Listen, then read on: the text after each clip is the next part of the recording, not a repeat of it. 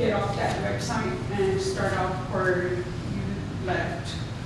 Because you're gonna have to, it doesn't save, which means you're gonna have to start that application process all over. Their phone number, and I don't know if it's a good thing or not, but this is one number that I definitely remember by memory, so it's 210-631-0100. Some of the other services that are offered at the Family Justice Center is counseling for adults and children. They do have support groups there too. They also offer information on other resources in the community. They also have like a small food pantry if there's a crisis and somebody doesn't have, like, they have very basic food there. So if somebody needs something, then they'll make that available. Another resource that you can go and file for a protective order is what's called TRALA, or Texas Rio Grande Legal Aid. And you have to call their intake. And there's the 800 number, 888-988-9996, or they have a local number at 210-212-3700. And they usually assist victims when there's a conflict of interest with the district attorney's office. And just real quick, and those conflicts of interest is like when it involves a felony case, then they have to consult the felony prosecutor, because whatever is brought up in the protective order hearing can definitely be used in the criminal case. And you're going to have the protective order hearing a lot sooner than you're going to have the criminal case. Another thing is, like, unfortunately, if the victim has pending criminal charges, if they're on probation or anything like that, they can't help the victim and have a case against them. Their policy. Another place that offers protective orders is what's called Family Violence Prevention Services, and as you can see here, they are also the Battered Women and Children's Shelter. Their main phone number is 210-930-3669, or they also have a hotline number, which is 210-733-8810, and that is answered 24/7, 365 days. I think there's an option to press for their legal section. They not only help with protective orders, I know they help with divorces as well as with child custody issue matters. Some of the services and programs that they do provide is counseling, shelter services, transitional housing, and transitional housing. You can also do what's called a self-petition protective order. And I'm not an attorney, but definitely there's ways and different places where you can go and file for a protective order. Which means you're going and filing the documents yourself, and you have to start off in the district clerk's office and filing that. And some of the places where you can download those documents and file those is going to the Bexar County Law Library, or going under some of these websites, texaslawhelp.org, the Texas Advocacy Project, and there's their phone number, or LASA, which is Legal Aid for Survivors of Sexual Assault.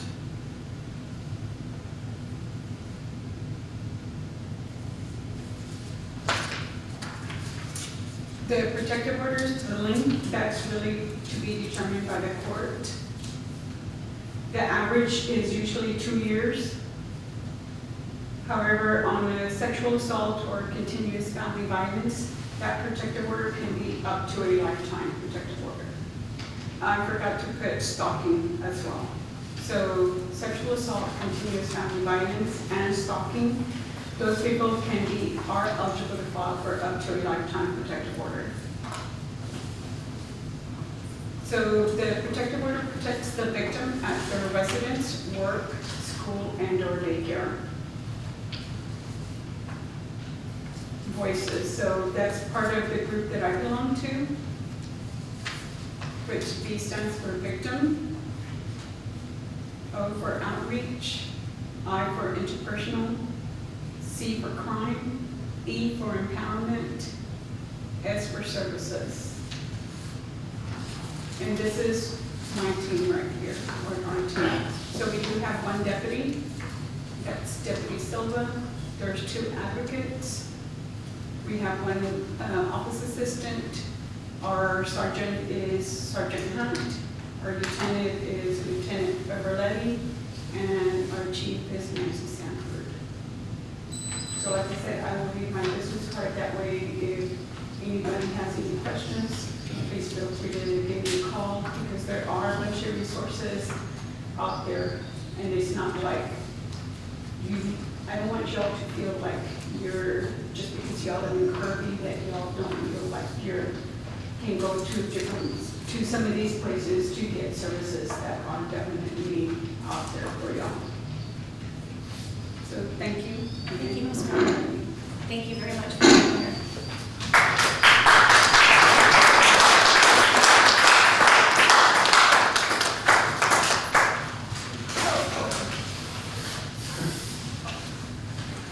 All right, and following with the, there is a, with the Texas Association Against Sexual Assault, there is a program that they are Turn Texas Teal. And so each day they have a calendar. So if anybody's interested, they can go to that, and it highlights each day what something will be. Specifically, there is, on the 29th, it's Denim Day. There is, it's asking people to wear denim and then take pictures and stuff to support victims. There was a case in Italy that the victim was being victimized over and over because in the court, the Italian parliament, the victim, or excuse me, the rapist was found not guilty because of the clothing that the victim was wearing. She was wearing jeans, and so they believe that because there was no way that the perpetrator could have removed the clothing by himself, they found him not guilty. So at that point, all of the women in the Italian parliament came to work wearing jeans in solidarity for the victim. So then there was a group called Peace Over Violence developed the Denim Day campaign. So on the 29th, that's why individuals that are supporting this campaign and the Sexual Assault Awareness Month for Turn Texas Teal will be wearing jeans. There's also the 86th Legislature of Texas.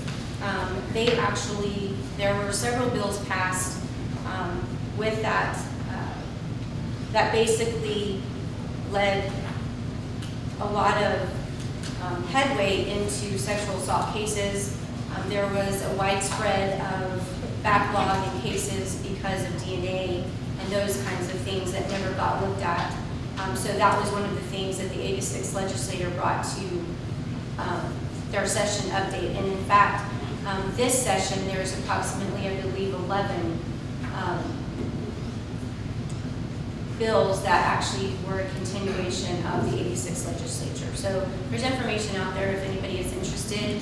And Ms. Miranda also had emailed the Bexar County Resource Directory that actually listed a bunch of resources, not just for sexual assault, but for anything that somebody may need. So that is on Bexar County's website. And all of the council members should have a copy of it as well. So that's something that we can share to let people know that there are resources. As Ms. Miranda said, sometimes when you live in a suburban city and the cities don't have the resources, it's always talked about Bexar County, but as a suburban city of Bexar County, the citizens of Kirby and all the other suburban cities are eligible to those services in Bexar County as well. So we are not an island of our own. There are resources out there that are available to the residents of Kirby and any other suburban city. Yeah. Yes, sir. You know, it's funny that as a civilian, civilians, we protect our people. I was amazed, I don't know how many people read the paper this last week. The Air Force sergeant that was found guilty of rape. Guess what? You're gonna put him back to duty by recommendation to the board. What, does that make you lose faith in some things? I don't like military cases. That blew me away. I mean, he's guilty, and they're gonna put him back to duty. All right, but thank you very much. Anybody else have any questions for Ms. Miranda? LT, do you have any comments? Well, thank you for coming out. Big advocate for sexual assault victims and family moms as well. Great news, great information. And I know that our police department works as well alongside Bear County for that as well. We do, especially with traumatic cases, yes, ma'am. Lisa, I have a comment. Being a T-close licensed investigator for family violence, domestic assault, and sexual assault, I can tell you ladies in the community that there are predators among us. They are. We need to be aware. But here's the other problem. When the courts fail the victim, the predator is still there, and sometimes they don't even have to register. Another example of that is predators coming from out of state, and their laws don't connect with Texas law, and those predators don't have to register in Texas. So you need to be aware of all this, because they're out there.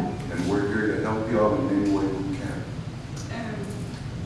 Just to let y'all know, like, I know he's mentioning it about predators, but if y'all go under the DPS website, I think there's a link where it says, where you can actually look up sexual registered sex offenders. Yeah, but what I was talking about is when the courts fail the victim and they're not, Somehow the classes don't match. that they don't manage and they don't have to register, even though they've committed felonies. We see that. But y'all be careful. Anybody else have any comments? All right, thank you, Ms. Miranda. Thank you. Thank you, ma'am. Then the card with, Put it up there on that podium here. Great, thank you so much. Thank you for your service.